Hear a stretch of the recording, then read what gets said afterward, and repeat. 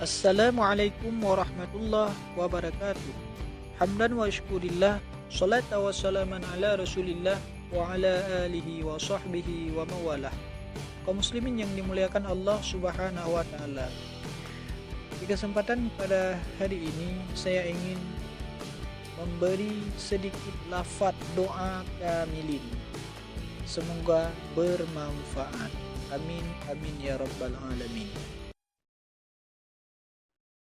أعوذ بالله من الشيطان الرجيم. بسم الله الرحمن الرحيم.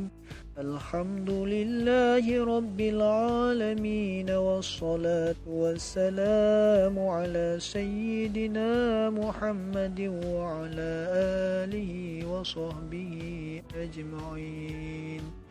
اللهم أحسن عاقبتنا في الأمور كلها، وأجرنا من خزي الدنيا وعذاب الآخرة.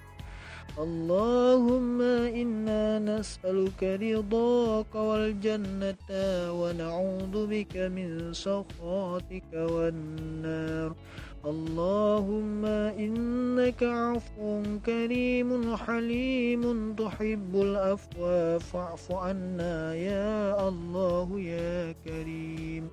اللهم اغفر لنا ذنوبنا ولوالدينا وارحمهما كما ربيانا صغيرا، ولجدنا ولجداتنا ولمشايخنا ولقرباتنا ولإخواننا ولجيراننا ولجميع المؤمنين والمؤمنات والمسلمين والمسلمات برحمتك يا أرحم الراحمين. اللهم اجعلنا بالإيمان كاملين، وللفرائض معدين، وللصلاة حافظين، وللزكاة فاعلين، ولما عندك طالبين، ولعفوك راجين، وبالهدى متمسكين، وعن اللغو معرضين، وفي الدنيا زاهدين، وبالآخرة راغبين، وبالقضاء راضين، وللنعماء شاكرين، وعلى البلاء صابرين، وتحت لواء سيدنا محمد صلى الله عليه وسلم يوم القيامة سائرين،